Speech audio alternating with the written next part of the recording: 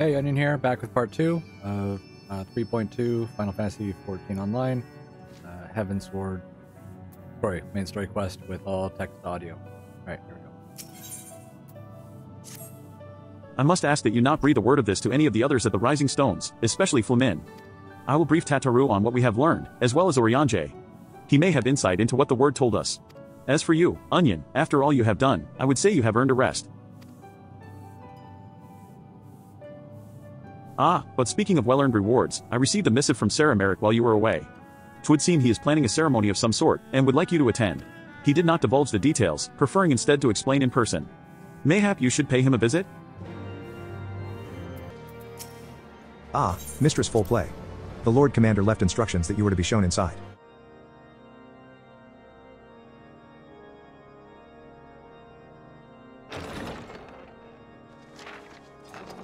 A pleasure to see you again, my friend. I take it you received our invitation. Good, good. You of all people should be present.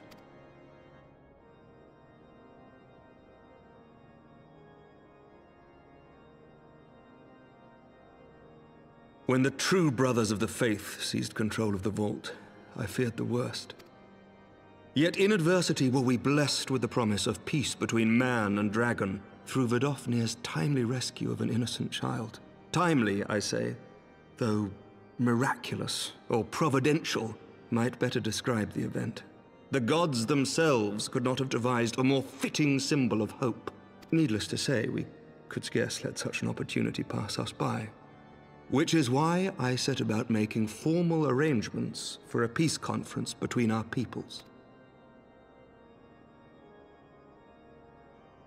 You and yours have done more to bring us together than any, and it is only right that you attend. But I confess that is not the only reason I would be glad to have you there. Given Nidhogg's implacable opposition to the peace, it is possible that he and his followers may attempt to disrupt proceedings, in which event your presence would be a comfort to all in attendance. Pray understand, I have no wish to invite the worm's ire. But if our fractured nation is to heal, if we are to move forward as a people united, then we must do whatever is necessary to bring about lasting change.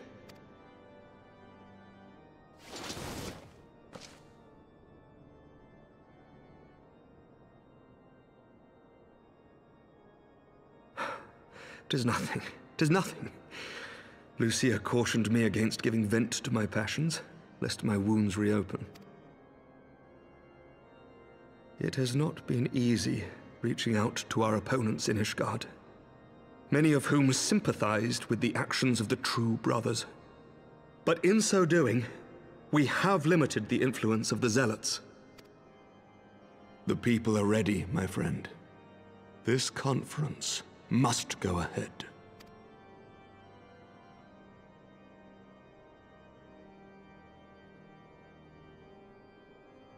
I knew you would understand. The conference will take place on the border of Ishgardian and Dravanian territory in Falcon's Nest. Lucia is there seeing to the final preparations even as we speak. Pray join her at your earliest convenience. 'Twould not do for the guest of honor to arrive late after all. Oh, and one more thing. A drink! We should make time for one. Once the conference is concluded, I mean. By my reckoning, 'tis long overdue.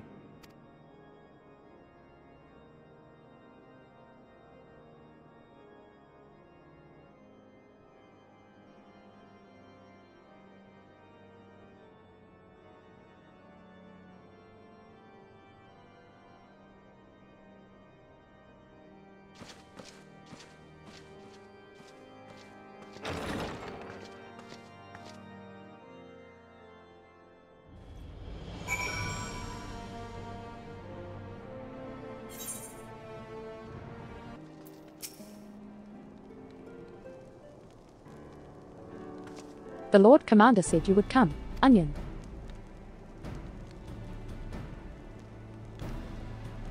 As you can see, preparations for the conference are proceeding apace. Mark well the curtain above.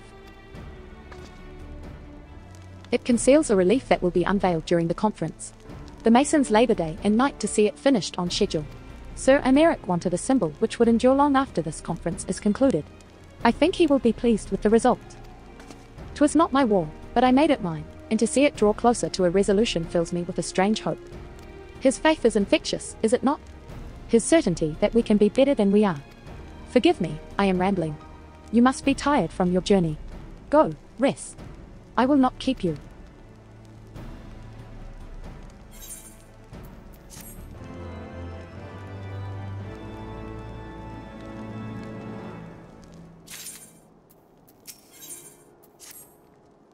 If you would rather not take a rest, then why not take a walk around Falcon's Nest? Make your presence known to the people and so forth. In addition to those who have come from far and wide to attend this ceremony, you may meet Lords Outwell and Eminellen, who have graciously volunteered their services. They should be glad to see you. Now, if you would excuse me, I must needs return to my duties.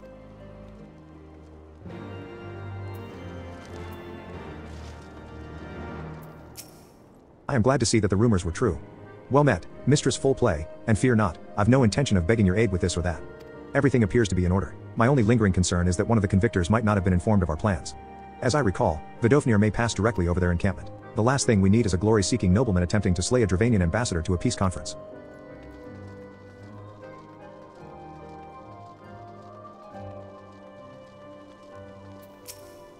Do you know when everything's set to begin? I wasn't sure how many might come, so I thought it best to come early and find a spot with a great view. When I heard that Sir Emeric was planning to make a speech, I knew I couldn't miss it. I mean, the man risked his own neck to rescue those hostages.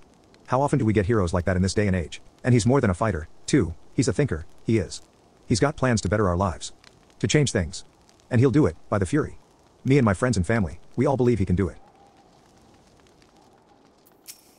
Bloody exciting, isn't it? Not just peace with the dragons, but with all them heretics besides. Don't misunderstand, we've all got a healthy fear of being bathed in dragon fire. That being said, the heretics did far more to hinder our efforts here in the past, so hearing that we're close to a reconciliation comes as a great relief.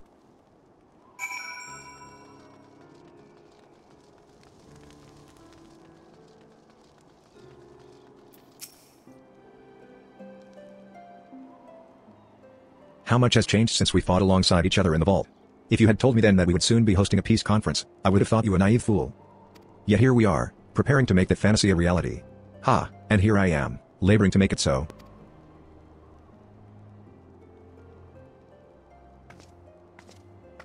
Lord Outwell, if I may. Certainly, First Commander. How may I be of service? Some of the convictors are refusing to stand down. The majority were willing to do so, but a small party have instead pledged to engage any Dravanians bound for Falcon's Nest. Fury take me, they would defy Sir Emeric's commands? If they dare attack Vidofnir. It will not come to that. But to see that it does not, we must needs hasten to their encampment. They should be far more reluctant to oppose us were a Lord of House Fortemps present. I understand completely. Let us depart at once. But ere we do, I must ask, would you look after Eminellen while I am away?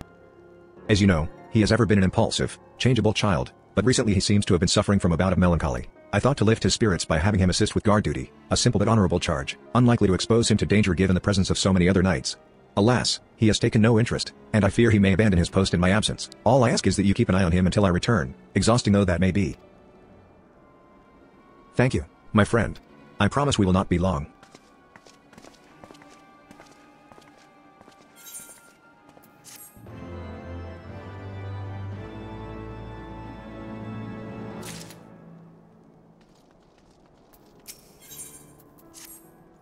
I'm rather busy at the moment, old girl. Guarding this tavern, as it were. Oh, I see now. Arturil thought I might be derelict in my duties, eh? The nerve of my brother to question my dedication. But since you are here, mayhap I can put you to proper use. The wasteland beyond the walls must be kept safe for travelers, yet I have been forbidden from leaving Falcon's Nest. It wouldn't do for our esteemed guests to be devoured by wolves, oh no. Yet that is precisely what will happen if we do not cull the roaming packs. Your map, if I may. Right, there, those are the points our scouts marked for patrol. I'll leave you to it, old girl. Come, Honoroid, I must return to my rounds. Oh dear, do be careful, my lady.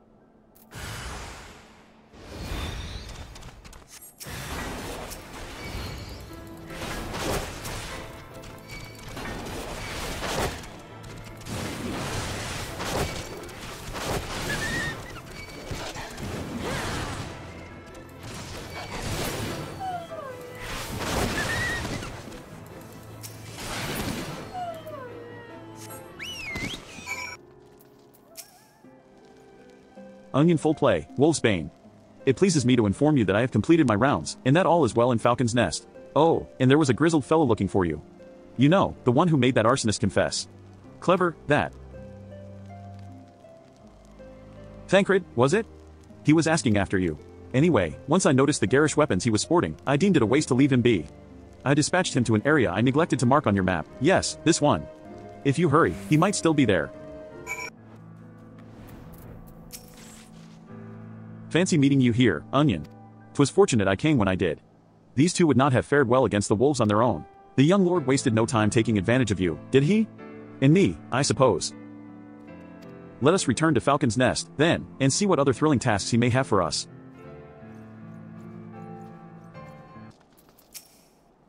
And there they are, a pair of gallant heroes if I ever saw them. Comrades in arms, reunited at last. By your selfless sacrifice have you guaranteed the safety of our many guests. On behalf of Ishgard, I thank you both. And with that, there is not left to do but to enjoy our well-earned respite.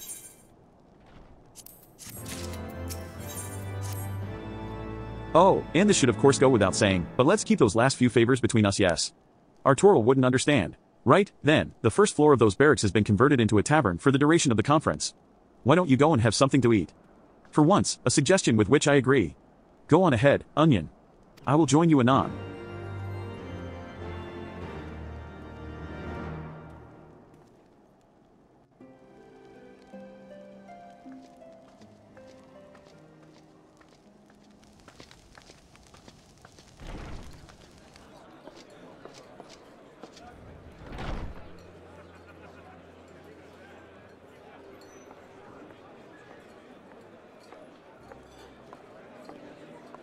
Welcome, welcome. Find yourself an empty seat and I'll be with you in a moment.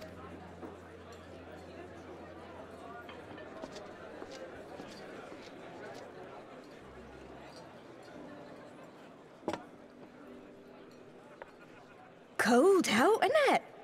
Here, a mug on the house. Let's get some colour back in them cheeks.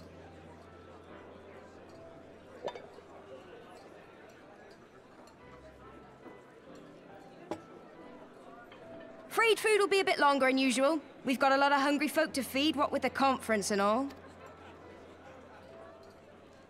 Oh, so many people with cause to celebrate.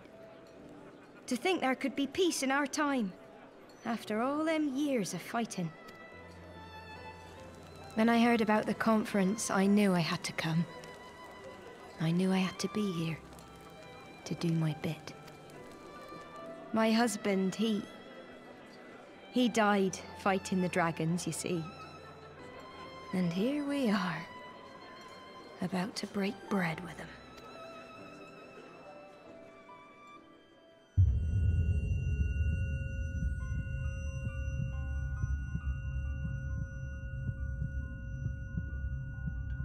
You were right, mother. You look tired.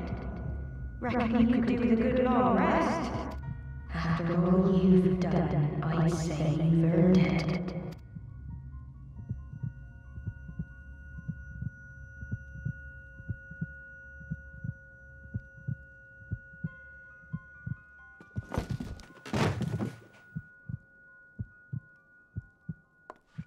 Sleep now. Sleep. Sleep and leave us to our affairs.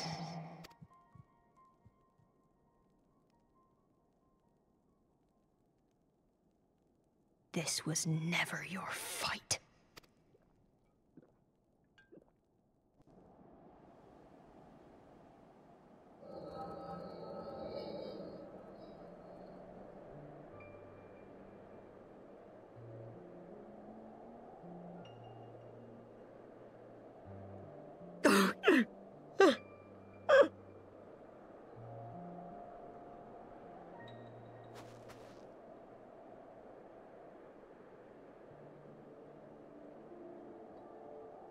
My son. They told me he walks in Hallone's halls. Him and the rest of his unit. They told me the same.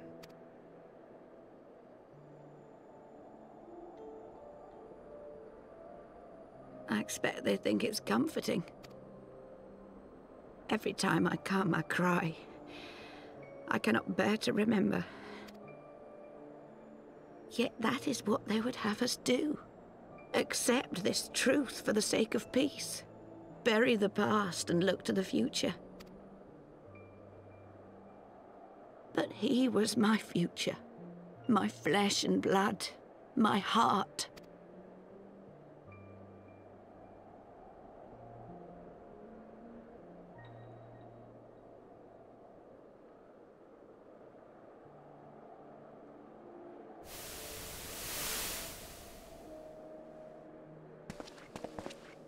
Is this it? We're the only ones with the courage to oppose this madness? Cowards, a lot of them. They think only of the prize, of the peace Sir Emmerich promises them. They know in their hearts it's a lie, but they go along with it anyway, desperate fools. But not I. Not I! I see the worm that killed my brother in my dreams every night, and I will not rest until he lies broken at my feet. Him and every last one of his accursed kin. All this nonsense about Kings of Eld, as if I care what they did or didn't do, makes no difference to me and mine. Have the dragons sued for peace in 1,000 years? Are they bollocks? It's a bloody ruse is what it is, and Sir Emmerich and the rest of them bloody fallen for it. But what can we do? They believe, and naught we can say will ever change their minds. Whether we like it or not, man and dragon will come together at Vulcan's Nest, and all will be forgiven.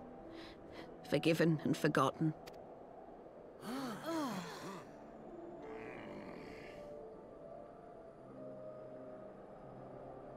No. I will not let that happen. Oh? They will remember the true face of the enemy. I will show it to them. And we will rise up against them once more.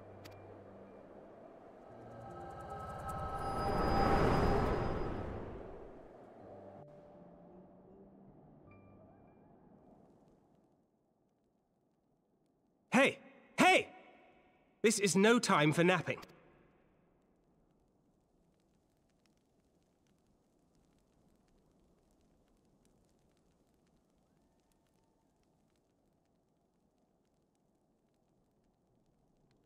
Do you have your wits about you? Good. Come with me. We have a crisis on our hands.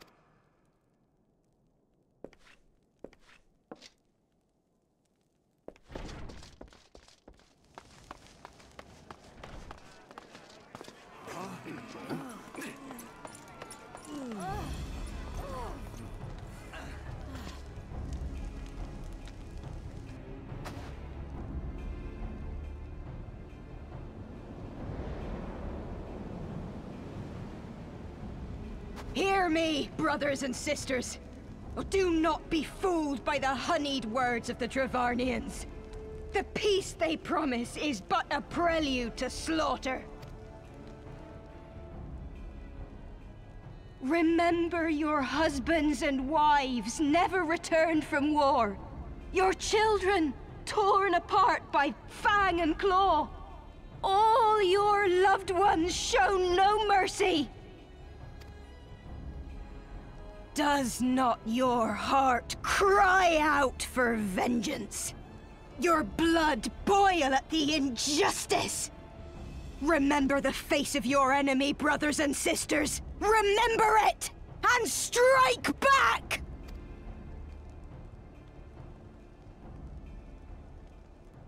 You there! Don't just stand around gawping! Do something, man! Stop her! Yes, my lord.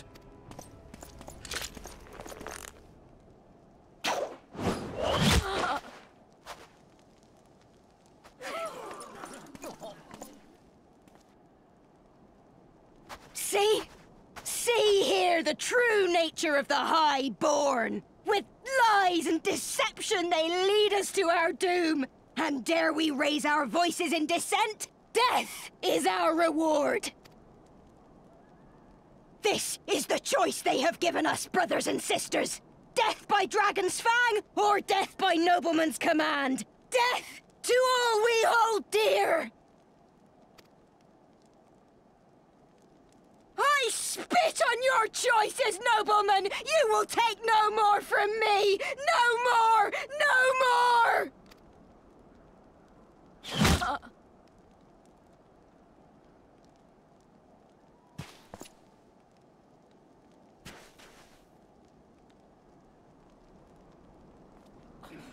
What have you done?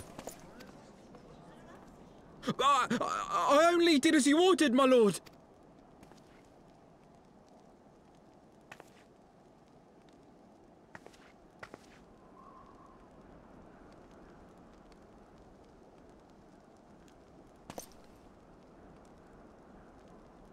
I gave no such order. I did not. I never meant for anyone to...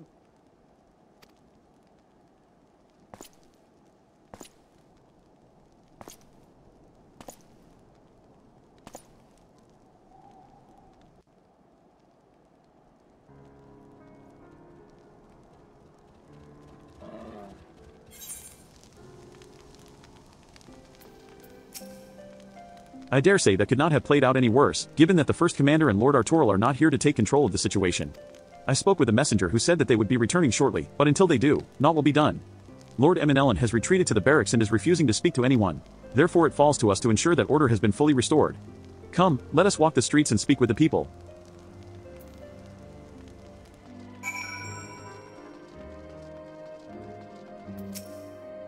My wife and I fell while fleeing with the others at first.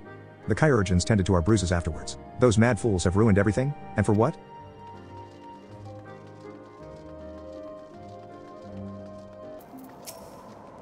They were wrong to resort to violence, but when I heard her speak, her words were as a dagger in my heart. Who are we to decide that enough is enough?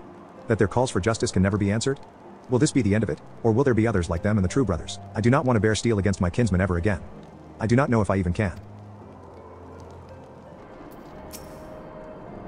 I'd heard the rumors that the young lord was a drunken fool. What imbecile thought it would be a good idea to let him have the run of Falcon's Nest? Well, I say him and Sir Americ take their bloody change and shove it up their asses. I'll not be taken in by that rot again.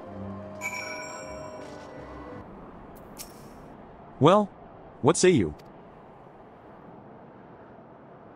So, the violence has passed, but the people are far from recovered. That is to be expected. For the moment, it appears that no innocents were harmed by the guards. The blame for all casualties can be placed squarely upon the protesters. Nevertheless, the people will not soon forget the image of a young lordling ordering the public execution of an unarmed protester, one whose words resonated with the hearts of many. After all, who among us has not lost loved ones?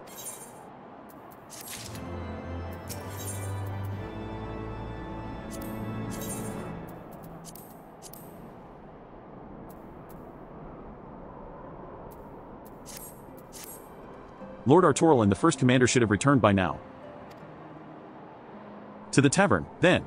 Their first order of business will be to speak with Lord Eminellan, and I somehow doubt that he has moved an ilm since last we saw him.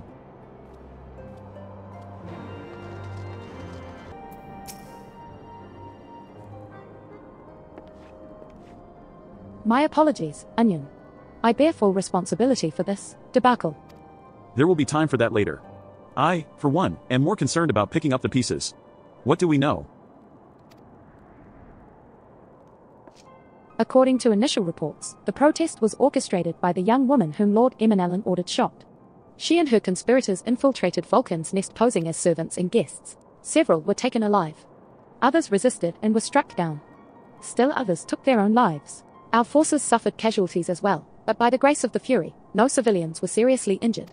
Still more remarkably, the ringleader yet lives, for the time being, at least. The Kyurgens are doing what they can for her, but she may not live through the night. Given their impeccable timing, it is like that the convictors who drew us away from the hamlet were in league with the protesters. Accordingly, we have detained them for questioning. I'll be sworn that these villains spent as much effort plotting the failure of this peace conference as we did its success. Well, if the mood of the hamlet is any indication, theirs have been the more fruitful labors. In the wake of the protest, the people seem disillusioned.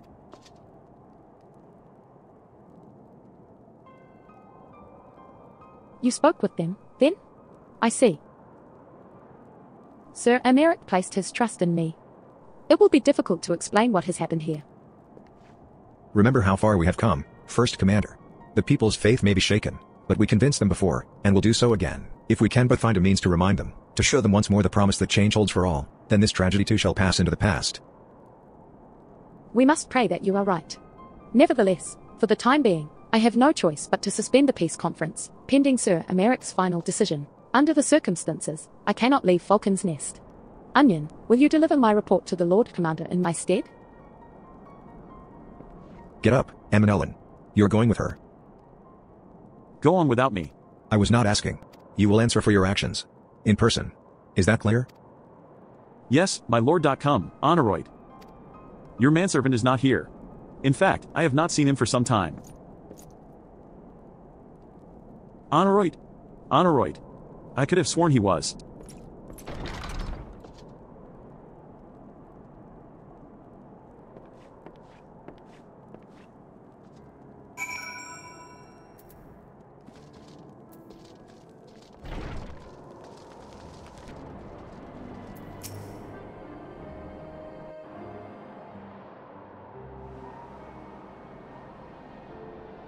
Onawa!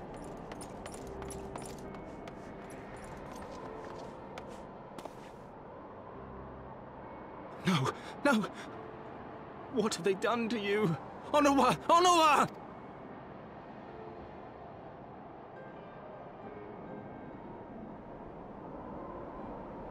Is that you, my lord? You seem rather flustered. Because of you, you imbecile! What in the seven hells happened to you?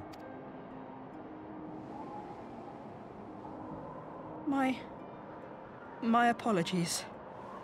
Some few of the guests expressed a wish to leave, and I implored them to stay. It would seem they took issue with my request.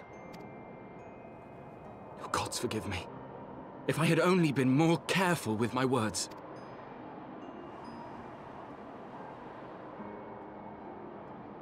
Do not blame yourself, my lord.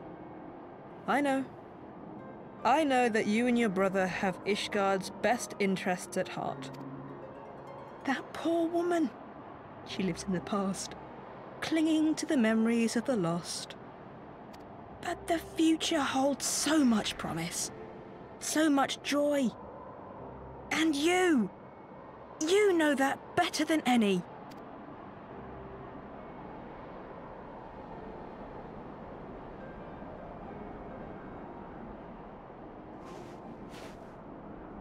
Onawa? Calm yourself. The boy will live. But it's imperative we get him inside and into the care of a Kairujin without delay.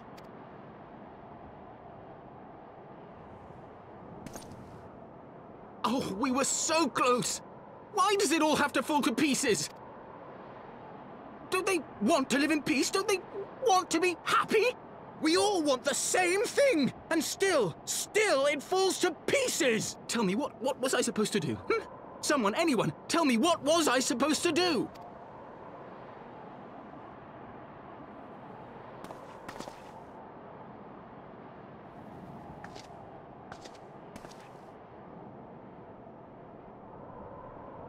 Stop looking to others.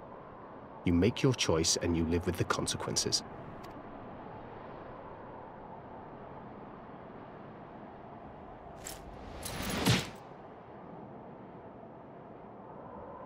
And what would you know about consequences? You who always know just what to say and just what to do. Your every deed is greeted with a round of applause.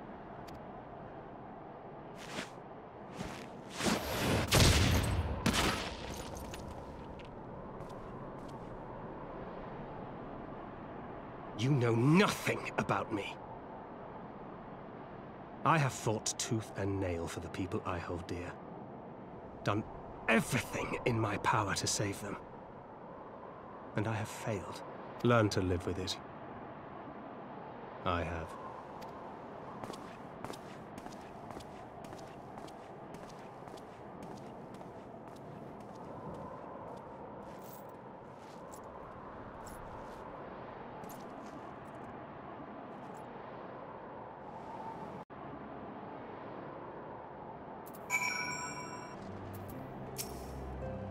I may have overreacted, but it needed to be done. He was becoming hysterical. I understand the desire to look for reasons, for excuses, to convince yourself you had no choice. But the past is the past, and there is not to be gained from reliving your mistakes. I know this. I know this. But he...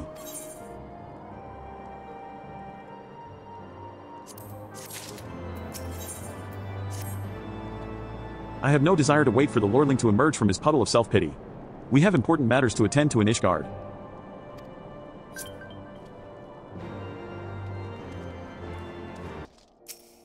You are expected, miss. Pray proceed.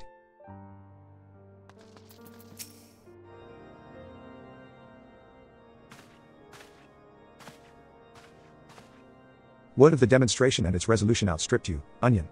Every man, woman, and child of Ishgard has heard the tale. 'Tis rumored that my youngest's lack of judgment was to blame. Of course, such stories are prone to exaggeration. What exactly came to pass?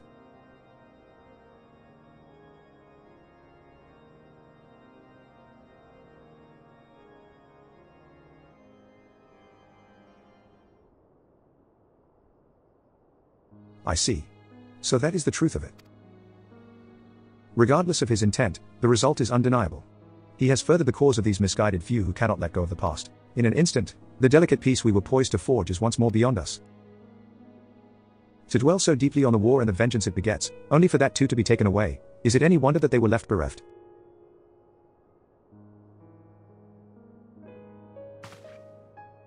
For what was this sacrifice? Have we naught to show for our suffering? I thought peace a sufficient salve, but mayhap I was mistaken. We are warriors, Lord Edmond, and ours is a nation built on centuries of warfare. Right or wrong, this is who we are, and we deny it at our peril. To hold on to the past, without being beholden to it. We must needs find a way to honor the sacrifice of our forefathers without glorying in their excesses. A difficult path, to be sure. We dare not deny the scars which mar our nation's soul, lest we spur other disillusioned souls to retrace them. But, as you say, we dare not revel in past glories either, for they are tainted all. A clear, unambiguous enemy, and an undeniably righteous cause. 'Tis a bitter reflection, but lies though they were, they did long serve to unite us.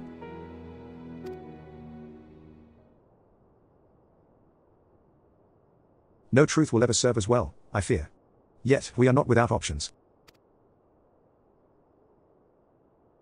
At our last meeting, a proposal was tabled by the other members of the Eorzean Alliance for joint military exercises, to strengthen the ties between our nations, and test our readiness to meet with a common threat. I had thought to delay these exercises until after the peace conference, but mayhap a grand melee would be just the thing to lift our beleaguered spirits. Better still, an occasion for the Temple Knights and the Watch to take the field as allies, a unified Ishgardian force filled with men and women from all walks of life, which would stand against a coalition of the allied nations' finest. Hosted by Ishgard, in the shadow of the gates of judgment. A victory under such circumstances would serve as a reaffirmation, nay, a declaration to all and sundry that we are as strong and united as ever. Such a victory would do much to fan the flames of patriotism, it is true. But if we should be defeated? Though, even to hold our own against the cream of three nations might be presented as a triumph. Very well. You may count on my support, for what little it is worth. However, I have a request. I would have my son Emanellan take part in the grand melee. By his deeds has he brought shame upon Ishgard, and so by his deeds I would have him bring our nation honor. As you wish, my lord. If that is his desire, then it shall be so. Now then, we have no time to lose. Onion, would you be so kind as to deliver my instructions to Lucia? I shall write to the alliance leaders at once and begin making arrangements for the grand melee. Should you chance to see my son, pray inform him of his duty. If he has not already returned, he will soon enough, making every effort to avoid me.